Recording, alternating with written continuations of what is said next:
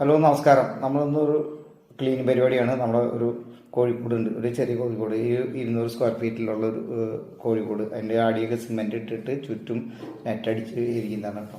അത് നമ്മളിന്ന് ക്ലീൻ ചെയ്യണം. ക്ലീൻ ചെയ്യാന്ന് പറഞ്ഞിട്ടുണ്ടെങ്കിൽ നമ്മൾ വർഷത്തിൽ 1-2 പ്രാവശ്യം നമ്മൾ അതിൻ്റെ ഉള്ളിൽ വിരിച്ചിരിക്കുന്ന ഇതിപ്പോൾ മണ്ണാണ് കേട്ടോ. വേനൽക്കാലത്ത് നമ്മൾ മണ്ണിടും. ആ മണ്ണ് നമ്മൾ മാറ്റി അത് തെങ്ങിന് വളമായിട്ട് നമ്മൾ ഉപയോഗിക്കും.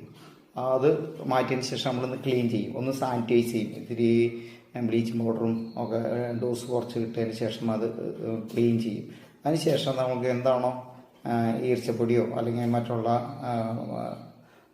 ഇനാപ്പിലോ എന്തെങ്കിലുമൊക്കെ നമുക്ക് ഇതിൽ വേണം, ശേഖരിച്ച് വേണം. ഞാനിപ്പോൾ അരപ്പൊടിയാണ് കൊണ്ടുവന്നിരിക്കുന്നത്, അതാണ് ഇതിൽ വിരിക്കുക. അപ്പോൾ ഫസ്റ്റത്തെ നമ്മൾ ക്ലീൻ ചെയ്ത് കളഞ്ഞു. മിക്കവാറും ഇത് വെറ്റല്ലാതെ, അത് നനവില്ലാതെ സൂക്ഷിക്കണം. അത് നനവുണ്ടെങ്കിൽ അത് മണം വരാനുള്ള സാധ്യത കൂടുതലുണ്ട്. അപ്പോൾ അത് ഞാൻ ഇന്ന് കൊത്തി ഇളക്കി കളഞ്ഞു. ഞാൻ 1 ഇഞ്ച് കനത്തിലാണ് മണ്ണിട്ടിരുന്നത്. ആ മണ്ണിൻ്റെ പൊടിയിൽ ഇവർ വേനൽക്കാലത്ത് കുളിക്കും കേട്ടോ. നല്ല നാച്ചുറലായിട്ടുള്ള ഒരു പ്രതിരോധ ശേഷിക്ക് അത് നല്ലതാണ്. അപ്പോൾ അത് ക്ലീൻ ചെയ്തു, ഇന്ന് ക്ലീനാക്കി. അപ്പോൾ പിന്നെ എന്താ, സ്മെല്ലൊന്നും ഉണ്ടാവില്ല. മുന്നും ഇതിന് സ്മെല്ലില്ല.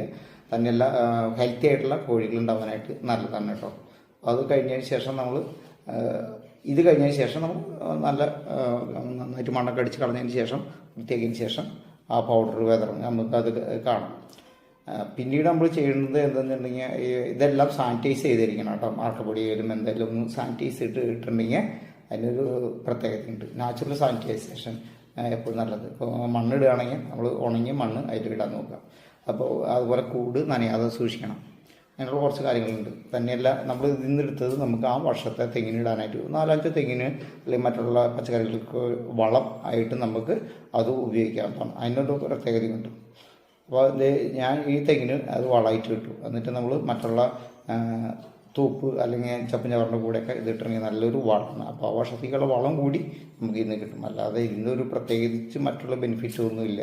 നാടൻ കോഴികളാണ് നമുക്കുള്ള, കുറച്ച് കോഴികളേ ഉള്ളൂ കേട്ടോ. അപ്പോൾ അതിന് ശേഷം ഈ അറക്കപ്പൊടി ഞാൻ ഇവിടെ കൊണ്ടുവച്ചിട്ടുണ്ട്. അറക്കപ്പൊടി നമുക്ക് അതിൽ വിരിക്കാനായിട്ടുള്ളതാണ് കേട്ടോ. 2 ചാക്ക് അറക്കപ്പൊടി ഞാൻ ഇവിടെ നിന്ന് വാങ്ങി കൊണ്ടുവച്ചിട്ടുണ്ട്. അതൊന്നും സാനിറ്റൈസ് ചെയ്ത് ഡ്രൈ ചെയ്തതിന് ശേഷമാണ് നമ്മൾ ഇടുക.